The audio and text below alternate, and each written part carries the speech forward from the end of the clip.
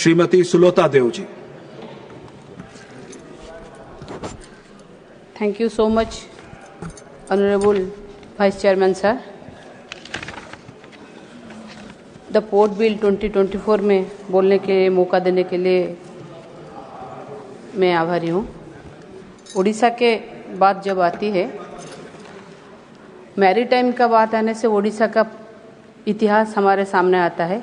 उड़ीसा का मैरीटाइम जब देखे तो इतिहास में भी लिपिबद्ध होकर रहा है।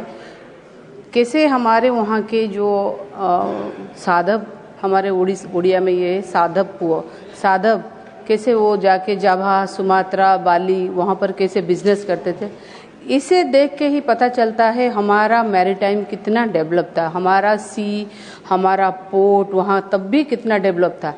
आज भी अगर हम पोर्ट बिल के ऊपर डिस्कशन कर रहे हैं तो ये मद्देनजर रखते हुए उड़ीसा को ज़्यादा से ज़्यादा गुरुत्व दिया जाए। उड़ीसा का कोस्टल लाइन 480 किलोमीटर है, ये सबको मालूम है, मगर उड़ीसा का कोस्टल लाइन डेवलप करने के लिए बार बार उड़ीसा गवर्नमेंट में हमारे जो पूर्व मुख्यमंत्री नवीन पटनायक जी के तरफ से बहुत बार लिखित रूप में आया है। हम लोगों ने बहुत बार प्रोटेस्ट भी किया है कि हमको ये उड़ीसा 480 किलोमीटर का कोस्ट लाइन के चलते हमको कैसे करके सागरमाला प्रोजेक्ट दिया जाए और इसका डेवलपमेंट किया जाए।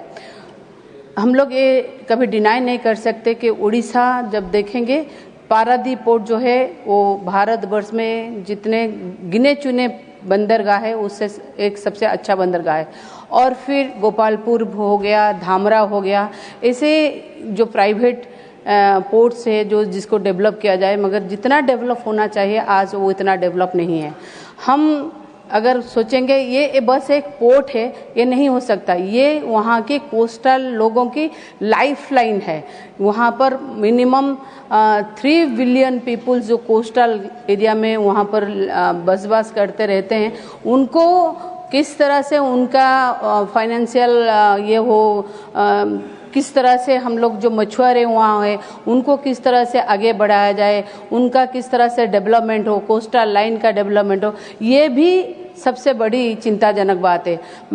और एक बात है, हम लोग जब साइक्लोन के बारे में बात करेंगे तो साइक्लोन एक ऐसा है जो उड़ीसा का जो कैपिटल, जो साइक्लोन का कैपिटल है वो तो उड़ीसा को बोला जाता है। देखिए साइक्लोन के बाद बार बार हम लोगों की जो वहाँ की पारादीप हो, कोस्टल एरिया की जगतसिंहपुर हो, केंद्रापड़ा हो या फिर गोपालपुर हो, जो कोई भी जगह देखे वो ज़्यादा से ज़्यादा बहुत रूप से क्षतिग्रस्त होता है, मगर उसका मुआवजा हम लोगों को, हमारे जो फिशर्समैन से जो वहाँ के लोकेलिटी में जो लोग रहते हैं उन लोगों को नहीं मिल पाता है। मैं ये बोलूँगी कि ज़्यादा से ज़्यादा जैसे उन लोगों को, देखिए जब पोर्ट हुआ तब उन लोगों को विस्थापित किया गया, मगर विस्थापित करने के बाद में उन लोगों के लिए कोई ऐसा पैकेज नहीं मिला गया। इसको चलते मद्देनजर रखते हुए कैसे साइक्लोन को हम ये कर पाए, हम लोग जो मैंग्रोव फॉरेस्ट हो उसको ज़्यादा से ज़्यादा कैसे किया जाए।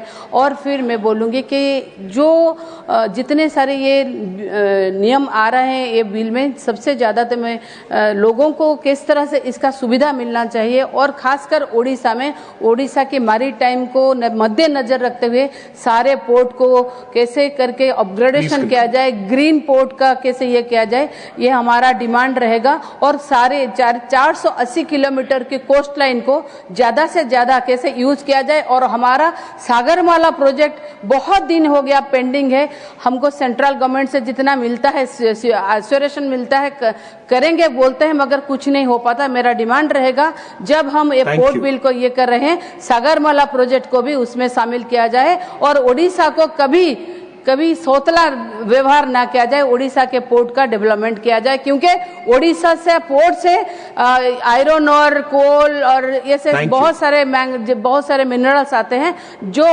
अर्थनीति को स्वावलंबी करते हैं। तो मेरा डिमांड रहेगा उड़ीसा के पोर्ट्स को ज्यादा से ज्यादा नजर दिया जाए और प्राइवेट पोर्ट को भी ये किया जाए। और एक वे पोर्ट के सिक्योरिटी को भी मद्देनजर रखते पोर्ट के जरिए कहीं कुछ ऐसा जैसे हम लोग सुन रहे हैं कि पोर्ट के जरिए ये सब जा रहा है, ऐसा ना हो, इसके चलते भी ये किया जाए। Thank you.